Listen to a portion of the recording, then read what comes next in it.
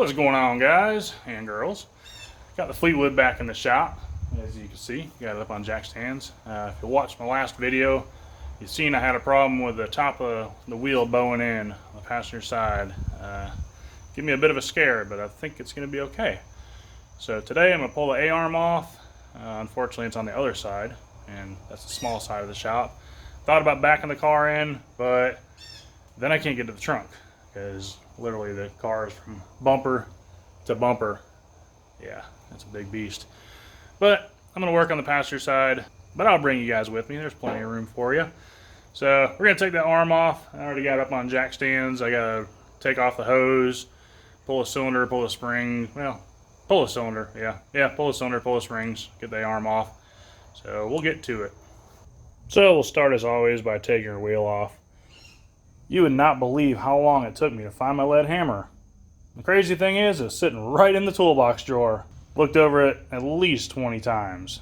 Sitting right there the whole time. Swing and a miss.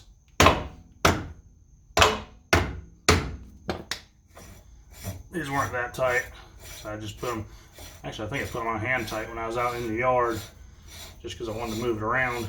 I had a flat tire, and it was too far to get the air compressor to it, so I had to swap wheels. But ain't like I was cruising it down the road or nothing. It'll be a while for that.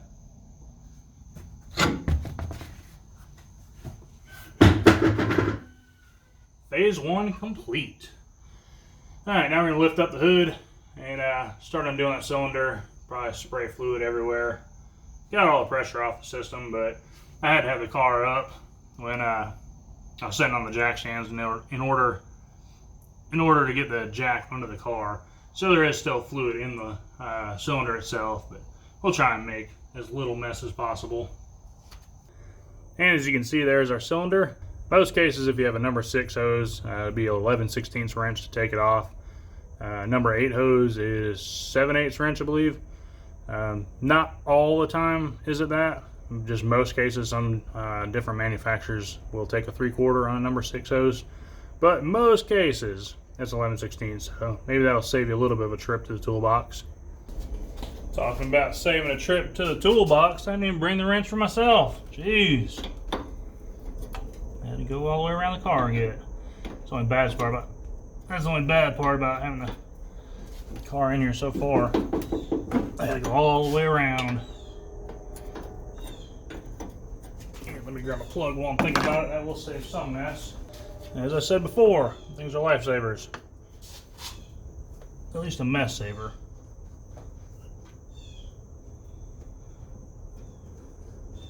I really ought to just change the hose out, because I'm going to be putting a number 8 hose on here. I'm going to just do one hose up front and tee it off. Right now it's teed off, but it's teed in the trunk. But I'm going to eventually just do one hose and tee it under the hood. But for now, we'll just keep on going with what we got. Seems I got my hose sitting right over there on the wall. Yep, just too lazy to put it on. Alright, we got our hose disconnected. Now I'm going to break the ball joint. Take my cotter pin out. Get it where you guys can see it. Take my cotter pin out. Undo my nut a little bit. Bring it down to the bottom of the threads. Probably whack the spindle with a hammer. I do have a fancy new ball joint tool that I got from Harbor Freight, but it is down here. I might try that. I got it for the Hulk because it's got chrome A-arms. I don't really want to be beating on it with a sledgehammer. So I'm going to break that, take a little bit of pressure off of it, and kind of just let this hang on a jack. Then we'll start pulling our top A-arm. I believe those are 3/4 bolts. Don't remember 100%. It's been a while since I took these off. But I think they are. We'll find out here in a minute.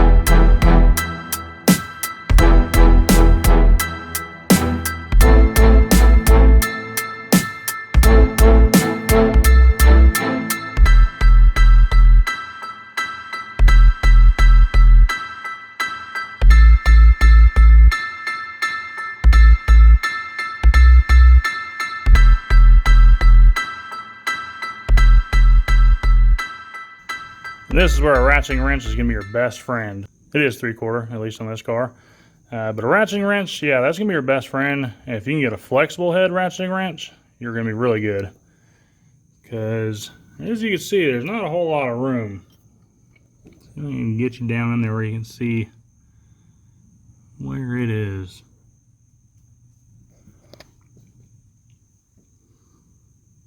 Alright, there's where you can see it, but that's not where you go in.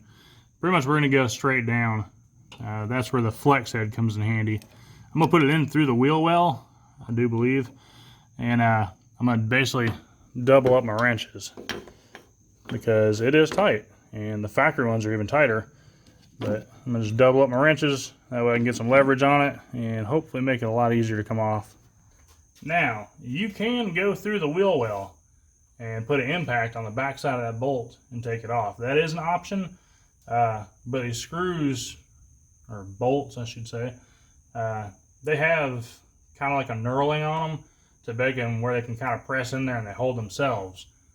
I usually try and keep that because not all the time can you lift up the A-arm. You know, when you put new bushings in there, they don't too much like to move as easy, but it is an option. You know, just try not to go that route if I don't have to.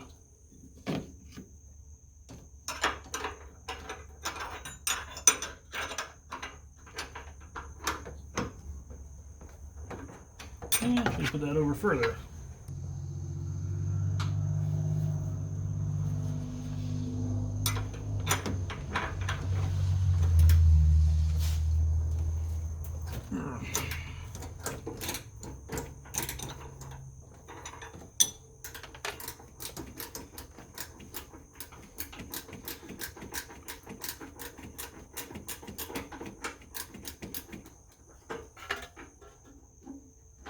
And this whole bolt is spinning.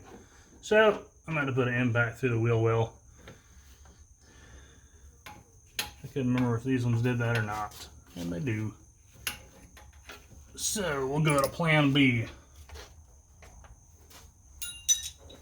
So here's my setup that I got going on. Yes, I know you're not supposed to use chrome sockets on an impact, but I don't believe an impact socket will fit in there because I got my ears reinforced. And I got my wrench up there. So about to send the ugga-duggas to it, and hopefully it'll come right off. And we should probably take it off instead of putting it on. Alright, fire in the hole.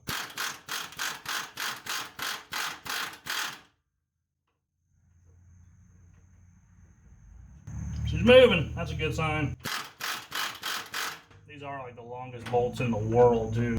You gotta keep your wrench on the nut because it will easily fall on the back side of it and you'll just be sitting there spinning forever.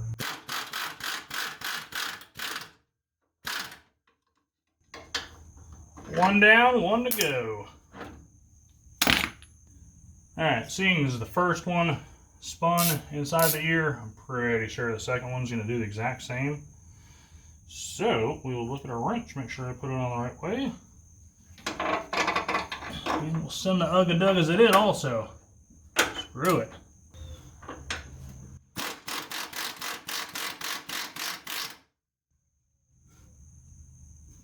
This one's a little bit harder to get your hand and the impact all in the same spot. There we go. The trick is going through the A-arm, not over the A-arm. If I just get a socket on there, we'll be doing A-okay. Just like so.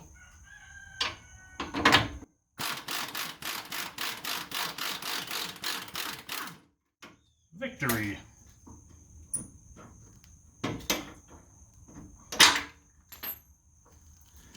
And do your best not to drop your nut. Yeah, because it'll probably fall right in the starter. And I dropped it. But it's right here. Get the A-arm out of the way.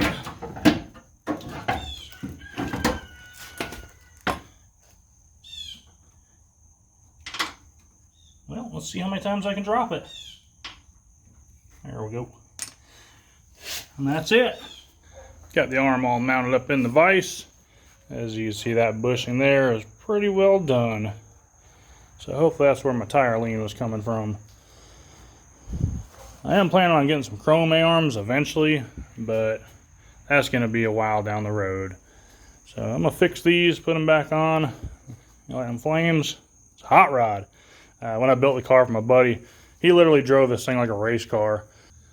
Yeah, he would run the hell out of the car. Me and him, him and I, we both went to our buddy Teddy's funeral. He's the one that kind of got me into lowriding. If you watch the other video of why I lowride, he is the guy that had the Oldsmobile wagon, and he was a really good friend of ours. But he had passed away. He got in a bike wreck, and we were going to his funeral. And like I said, he was into bikes at the time, so all his bike guys were cruising, and we did 100 miles an hour in this Cadillac at a funeral.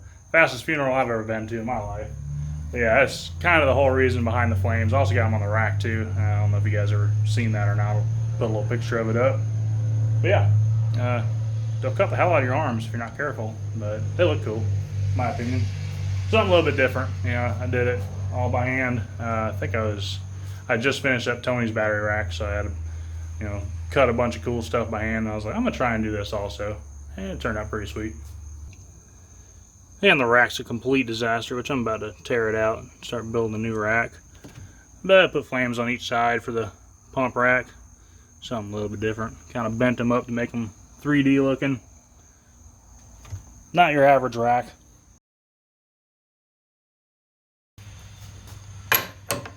Got our 15/16. Got it chomped down in the vise so our dog bone doesn't spin. I'm about to send the Ugga Duggas to it. Now there's many ways of getting these out. These have been out before, so they should come out fairly easy.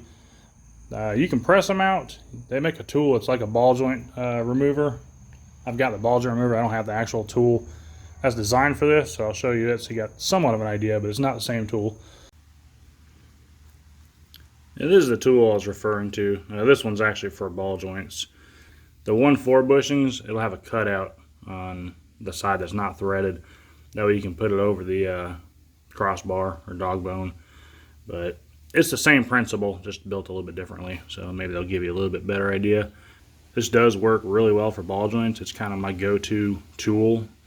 You don't have to pull the arm off the car to do a ball joint. And I believe with the bushing tool, you can do it on the car as long as you have room. Fender wells will be a main factor in that.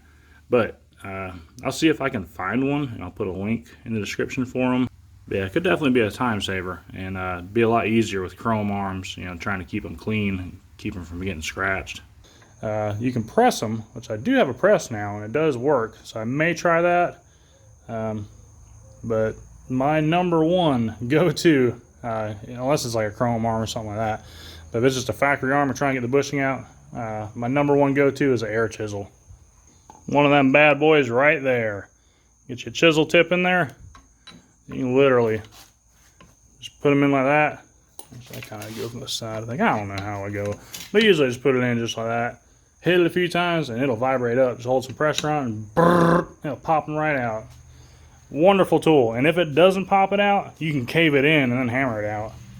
After pulling that washer off, I would say that bushing is pretty well worn out. So I'm feeling pretty good that this is where the bowing problem came. Unfortunately, I'm going to put it all back together. Focus. I'm going to put it all back together, put it back on the car, put the arms and everything back on, set the car back down on the ground. Right now would be an opportune time to finish reinforcing that side of the frame, but I want to make sure that this is the problem. So unfortunately, I put it all back together, set it on the ground, make sure. I guess I'll try the old tried and true method, see how well it works out. Plus you guys will have an idea of what I'm talking about. I'm not just completely crazy. Put a little bit of WD in there for lubricant. Never hurts.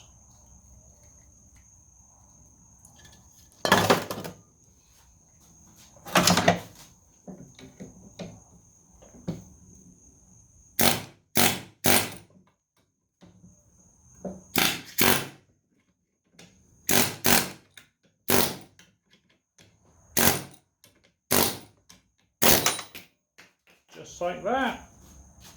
Wonderful tool to have. Has many uses. And usually once you get to this point, it's pretty much downhill from here. So a lot of times I'll just pull it crossbar out or dog bone, whatever you want to call it. Poke my vise up a little bit. Just enough where I can rest my arm on there, and then I'll knock it out with a hammer, which I got no clue where my sledgehammer is. Let me find that, and I will get back with you. Yeah, looking for my sledgehammer. Literally right there.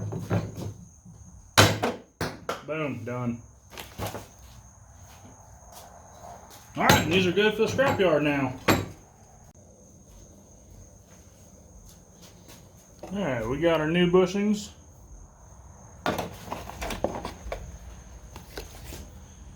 There's a part number for you. Yeah, these ones from O'Reilly's. Usually I get them from AutoZone. So we're going to put a little bit of grease on there. Put a little bit of grease inside of here. If you're pulling out the factory bushings, chances are it's going to be rusty. You want to clean that up with a piece of emery cloth. Make life a little bit easier on you. The grease is definitely a game changer. Otherwise you'll be fighting it. Just a dab will do.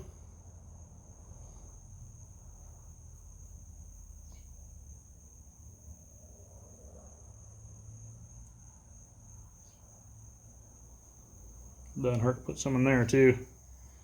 Keep everything sliding properly. Keep them squeaking.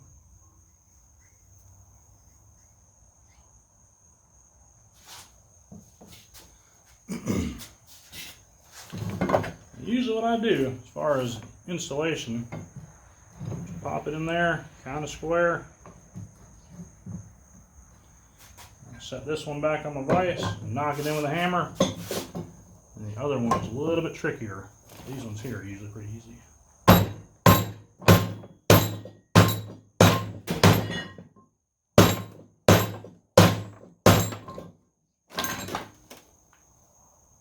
That is it.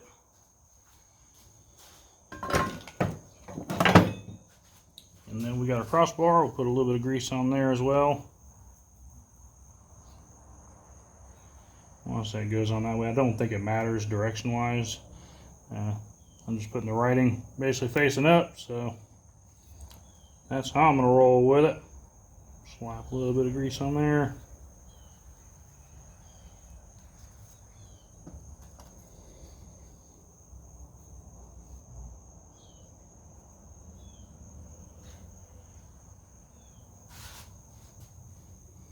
Which way was which? That's the right way there. Drop that in, line it up like a glove.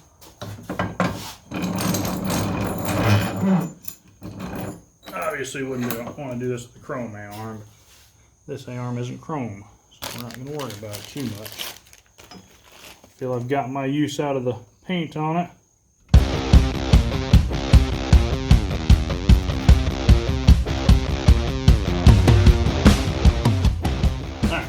Here's another way of putting these on. Basically, say I got a piece of pipe, they'll slide over that. Pretty much repeat the same process that I just did. Alright, let's see if I can do this all with just two hands.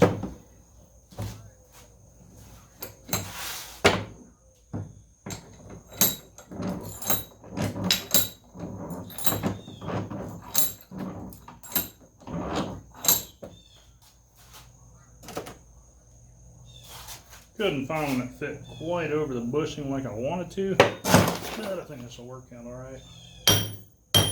Yes. Yes, it will. Use a socket, that way I don't hit the stud, in case you're wondering, didn't know already.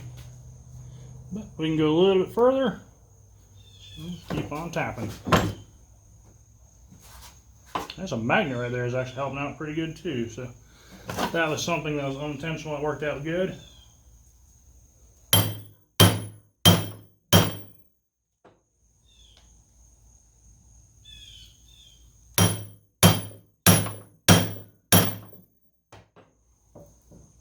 That'll do it.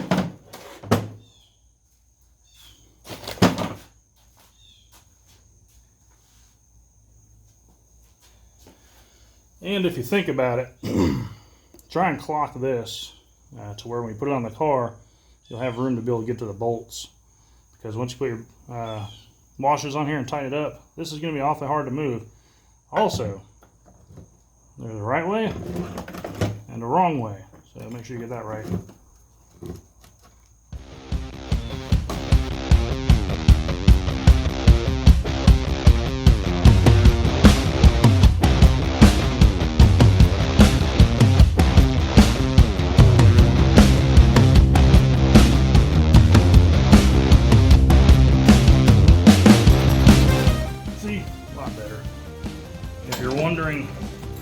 Torque specs, 15, 20 ugga I guess. Works for me.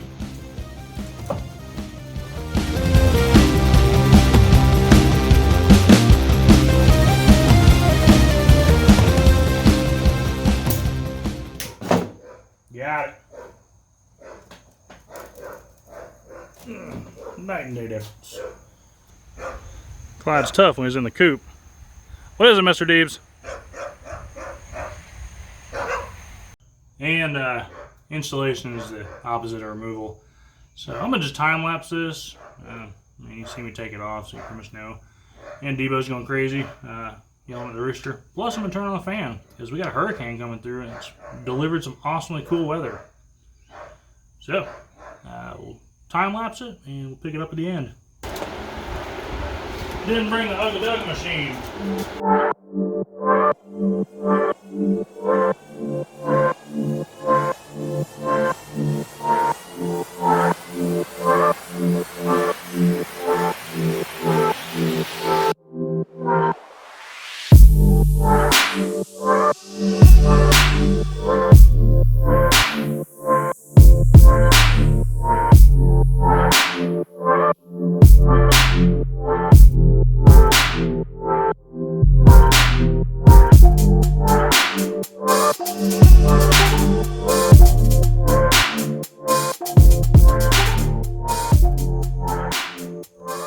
There's our arm back on with the new bushings. As you can see, that's a lot better. No more slack. Hopefully no more bow. So, throw my springs back in, my cylinder, donut, all that good stuff. Brake caliper. And hook the hose up and try it out.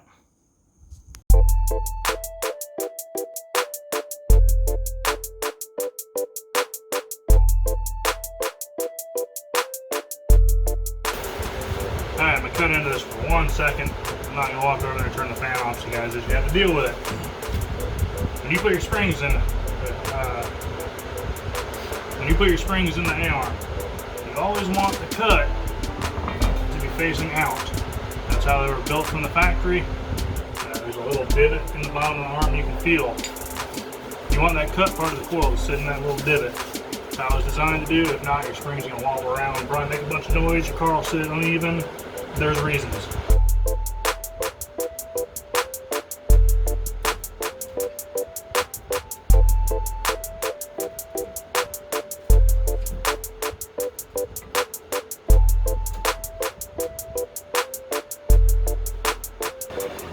That's pretty much how it should look. Granted, these coils are a little bit overkill. I want to say they're like 5 tons.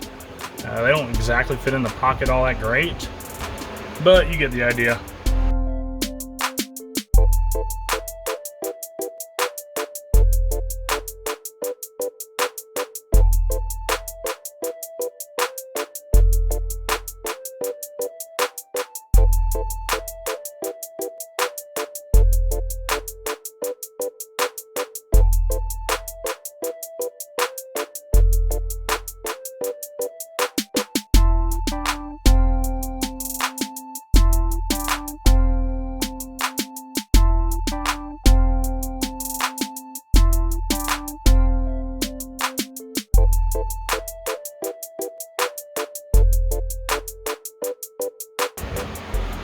And on a completely side note, on a big body, there's an engine coolant temperature sensor.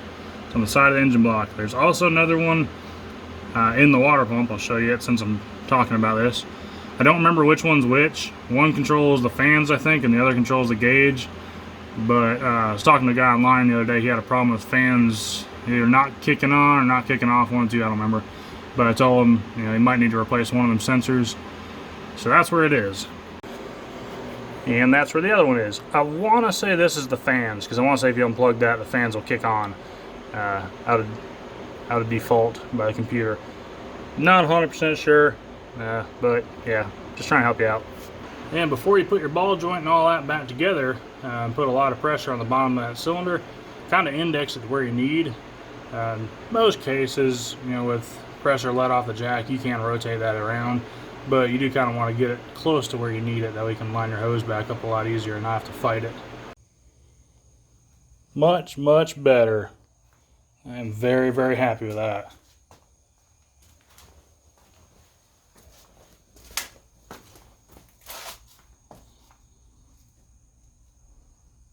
Lots better.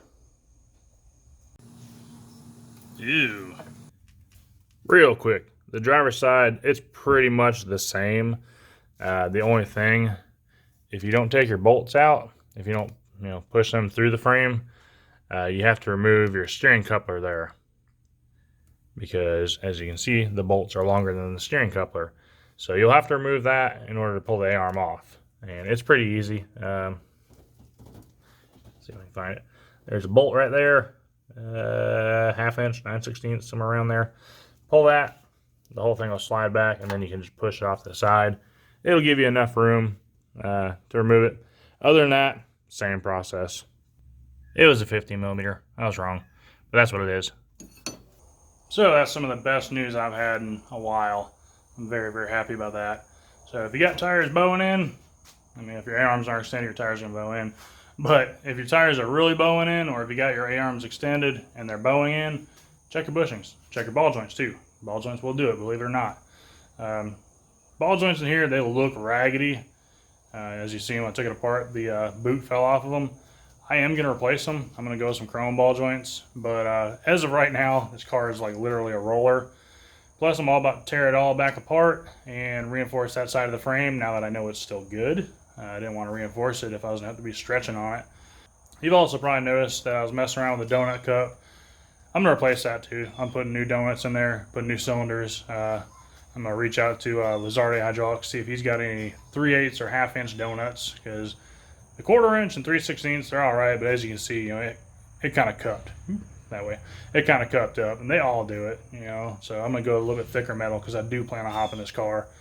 I do have the spring pockets reinforced, but still the donuts, they do bend. What other things?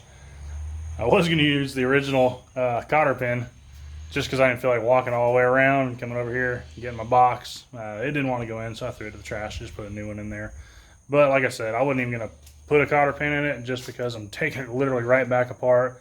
But try and, you know, do things the right way when people are watching. That way they can remember to put a cotter pin in there, because it makes a big deal. You know, keep difference between the ball joint nut backing off and not backing off a lot of times. So, other than that, that's how you replace your A-arm bushings. I hope it helped you out. It's not that bad of a task, just a little bit of work. You know, obviously, if you have some of the better tools, yes, it makes it a lot easier. But you can do it with a hammer. You know, hammer or ratchet. You could probably even do it with an adjustable wrench, maybe. I don't know about getting the arm off. But if you got the arm off, you could disassemble it with an adjustable wrench. Yeah, other than that, not that bad of a job. So hit the like button, subscribe, comment, let me know what you think. I'm going to be working on this thing some more, so be some more videos popping out on it soon. Also got Hulk out there. There's the pumps for it. Going to be rebuilding them. Waiting on some parts to come in. That's why I'm working on my car. Not just screwing off while I got a customer's car out there. He's sent some stuff up, and we're going to have to order some more stuff, but I got to see what he's already got before I order it, so we're not double ordering stuff. But anyways, till the next video, see ya. Thanks for watching. What seems to be the problem?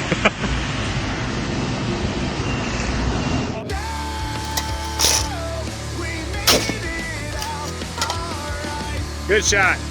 Got away free. It lives to die another day.